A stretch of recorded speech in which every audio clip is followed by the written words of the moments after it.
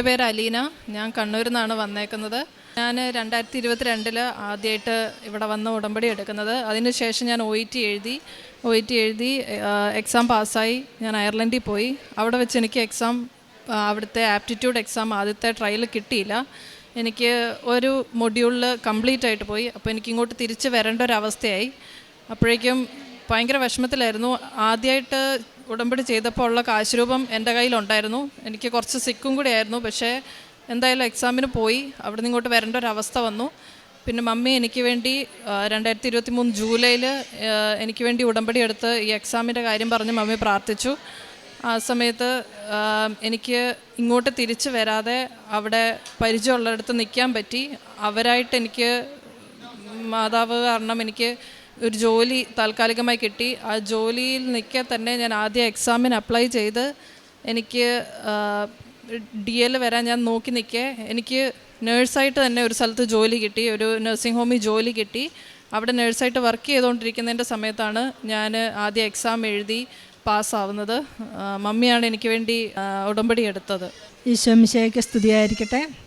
ഈ എഴുത്താരയൊക്കെ അറിയുന്ന സാക്ഷ്യം പറയാനുള്ള യോഗ്യത അനുഗ്രഹം തന്നതിന് അമ്മ മാതാവിനും തിരുക്കുമാരനും കോടാനുകോടി നന്ദി പറയുന്നു. ഞാൻ എൻ്റെ മകൾ ഉടമ്പടി എടുത്തപ്പോൾ അവളുടെ കൂടെ ഇവിടെ 1-2 പ്രാവശ്യം വരികയുണ്ടായി. എനിക്ക് ഉടമ്പടി എടുക്കാൻ ഒരു മടിയായിരുന്നു. എനിക്ക് കാര്യങ്ങളെല്ലാം പാലിക്കാൻ സാധിക്കുമോ, ഇത് പൂർത്തീകരിക്കാൻ പറ്റുമോ എന്നുള്ള പേടി കൊണ്ട് ഞാൻ അന്നേരം ഒന്നും ഉടമ്പടി എടുത്തില്ല. അപ്പോൾ അത് കഴിഞ്ഞപ്പോഴാണ് മോൾ എക്സാമിന് തോറ്റത്. അപ്പോൾ എനിക്ക് തോന്നി ഞാൻ വിശ്വാസത്തിലോട്ട് കൂടുതലായിട്ട് വരാനും ഈശോയോട് കൂടുതൽ അടുക്കാനും മാതാവിനോട് അടുക്കാനുമായിരിക്കും ഇങ്ങനെ ഒരു അവസരം മാതാവ് തന്നതെന്നാണ് ഞാൻ വിശ്വസിക്കുന്നത്. അല്ലെങ്കിൽ ചെറിയൊരു കാരണത്തിലാണ് അവൾ ഈ പരീക്ഷ തോറ്റുപോയത്. അവൾ പരീക്ഷ തോറ്റുപോയി തിരിച്ചിങ്ങോട്ട് വരേണ്ട ഒരവസ്ഥ വന്നപ്പോൾ ഞാൻ മാതാവിനോട് കരഞ്ഞ് പ്രാർത്ഥിച്ചു, ഞാൻ ഉടമ്പടി എടുക്കാം. ഞാൻ പ്രാർത്ഥിച്ച് നിയോഗം വെച്ചു. അവൾ പാസ്സാവുകയാണെങ്കിൽ ഞാൻ ഈ അൾത്താരയിൽ വന്ന് സാക്ഷ്യം പറയാമെന്ന് ഞാൻ മനസ്സിൽ വിചാരിച്ചു. ഞാനങ്ങനെ പ്രാർത്ഥിച്ച് ഉടമ്പടി എടുത്തതിൻ്റെ ഫലമായിട്ട് ഞങ്ങളുടെ ഒരു കൂട്ടുകാരൻ ഇവിടുന്ന് ഇവൾ പോയി കഴിഞ്ഞപ്പം അയർലൻഡിൽ പോയിട്ടുണ്ടായിരുന്നു. അപ്പോൾ ആ പുള്ളിക്കാരന് ഇവളുടെ ഒരു സർട്ടിഫിക്കറ്റ് കൊടുത്തു വിട്ടു.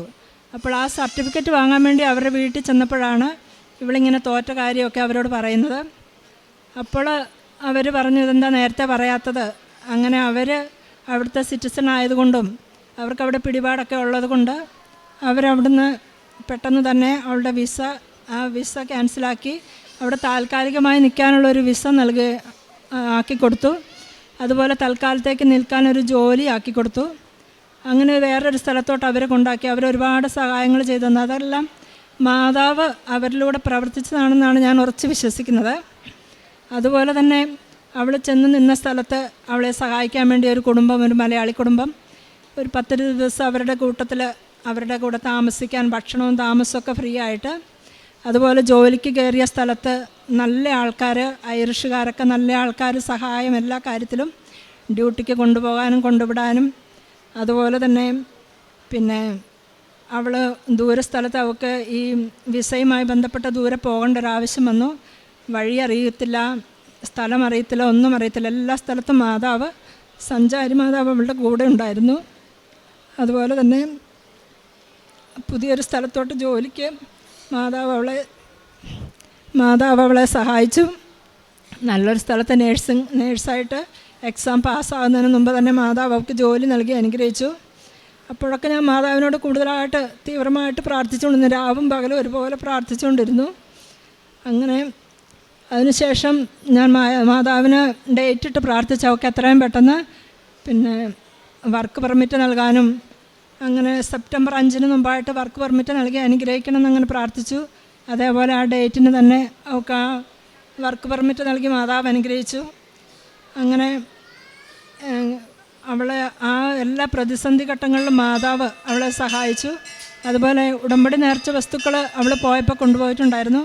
അവൾക്ക് അവിടുന്ന് ഫ്ലൂ വന്ന് പനി കൂടി അവിടെ അങ്ങനെ ചികിത്സയും കാര്യങ്ങളൊന്നുമില്ല, സ്വന്തമായിട്ടുള്ള മരുന്നുകളൊക്കെ ഉള്ളൂ. അപ്പോൾ എല്ലാ കാര്യത്തിനും അവൾ ഈ തൈലവും ഉപ്പും തേനുമായിരുന്നു ഉപയോഗിച്ചുകൊണ്ടിരുന്നത്. എവിടെ യാത്രയ്ക്ക് പോകുമ്പോഴും ഇതെല്ലാം അവൾ കരുതിയിരുന്നു. അതുപോലെ മാതാവിൻ്റെ കാശുരൂപം കൊണ്ടാണ് എക്സാം എഴുതാൻ പോയതും ദൂരസ്ഥലങ്ങളിൽ യാത്രയ്ക്ക് പോയതും എല്ലാം ഒറ്റയ്ക്കാണ്. അതുപോലെ തന്നെ അവിടെ അത് കഴിഞ്ഞ ശേഷം താമസിക്കാൻ ഐറിഷുകാരുടെ വീട്ടിൽ അവരും സ്വന്തം അപ്പനെ അമ്മയെ പോലെ ഇവളെ സംരക്ഷിച്ച എല്ലായിടത്തും മാതാവ് ഇവർക്ക് സഹായത്തിനുണ്ടായിരുന്നു. എല്ലാ കാര്യങ്ങളിലും മാതാവിന് കോടാനുകോടി നന്ദി പറയുന്നു. ഞാൻ പ്രേക്ഷിത പ്രവർത്തനമായിട്ട് ഞാൻ പത്രങ്ങൾ മേടിച്ച് എല്ലാവർക്കും പ്രാർത്ഥിച്ചു കൊടുക്കുമായിരുന്നു. അതുപോലെ കാരുണ്യ പ്രവർത്തികൾ അനാഥ മന്ദിരങ്ങളിലൊക്കെ പോയിട്ട് അവരുടെ തുണി അലക്കി കൊടുക്കുകയും അവിടെ അടിച്ചു വാരി വൃത്തിയാക്കാനും അങ്ങനെയുള്ള കാര്യങ്ങളെല്ലാം ചെയ്തു കൊടുക്കുമായിരുന്നു.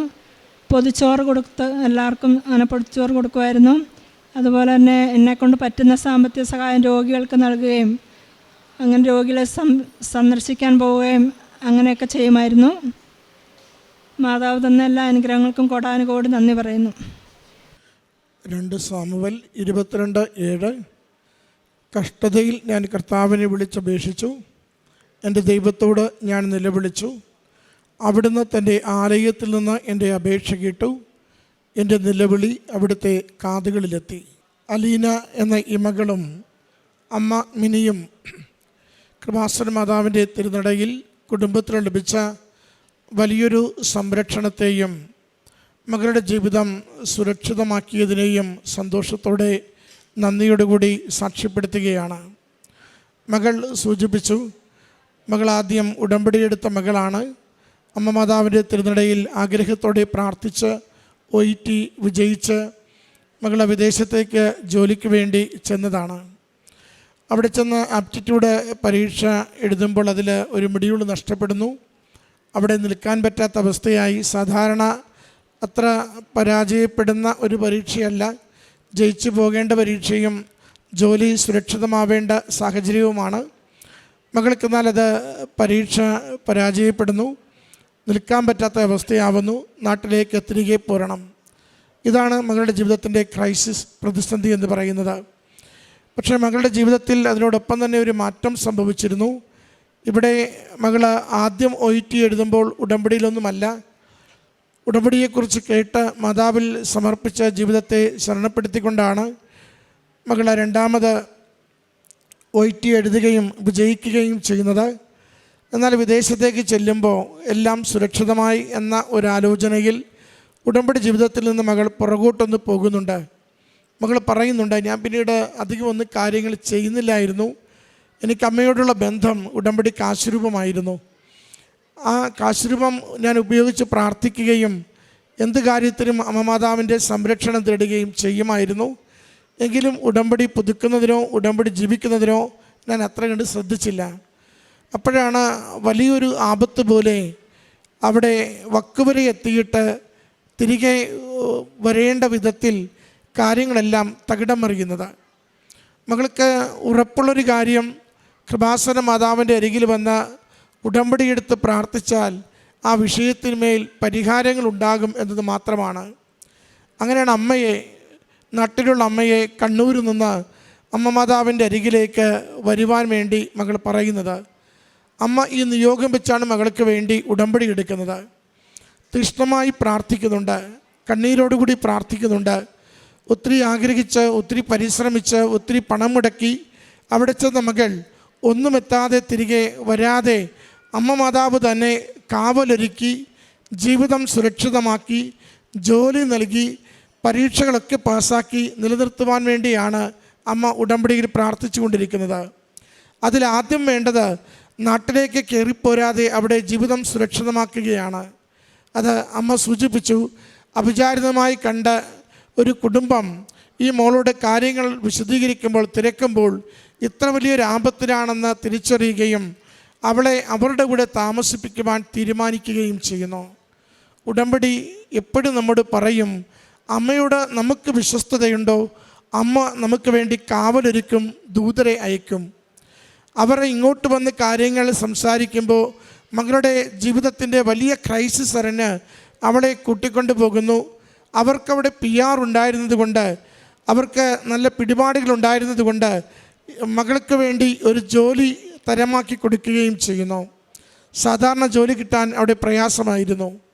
അങ്ങനെ ജീവിതമൊന്ന് സെറ്റാവുന്നു, ശാന്തമായി നിൽക്കുവാനുള്ള വഴിയൊരുങ്ങുന്നു. പിന്നീട് അവിടെ തന്നെ ആ ജോലി മുന്നോട്ട് കൊണ്ടുപോകുവാനുള്ള ഒരു ചെറിയ സഹായം അവൾക്ക് ലഭിക്കുന്നുണ്ട്. പിന്നീട് പരീക്ഷ എഴുതുന്നു. പരീക്ഷ ജയിക്കുന്നു. അവൾക്ക് ആഗ്രഹിച്ചതുപോലെ ജോലിയിലേക്ക് മുന്നേറുവാൻ അവൾ ചെന്ന ഇടങ്ങളിൽ ഒക്കെയും അവർ ഐറിഷ് കുടുംബം സന്തോഷത്തോടെ മകളെ പരിപാലിക്കുവാൻ എല്ലാ വഴികളും ഒരുക്കി കൊടുക്കുന്നു.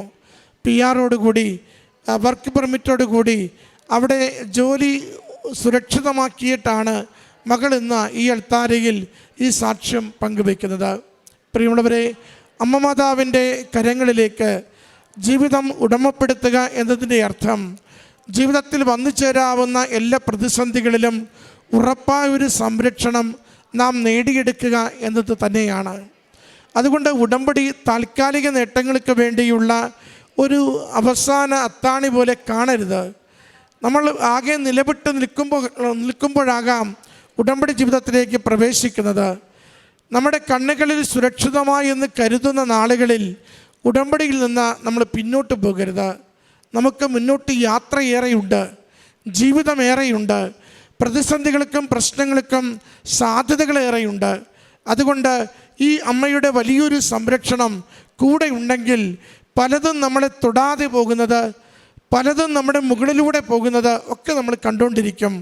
നമ്മളെ എപ്പോഴും അമ്മ മാതാവ് ഏതൊരാപത്തിലും തൻ്റെ കരവലയത്തിനുള്ളിൽ സംരക്ഷിച്ചുകൊണ്ട് ഞാൻ സഹായകയാണെന്ന്, ഞാൻ നിങ്ങളുടെ കണ്ണീര് ഒപ്പിക്കൊണ്ട് കർത്താവിൻ്റെ അനുഗ്രഹം ജീവിതത്തിൽ നിരന്തരം നൽകുന്ന അമ്മയാണെന്ന് നമ്മോട് പറഞ്ഞുകൊണ്ടിരിക്കും.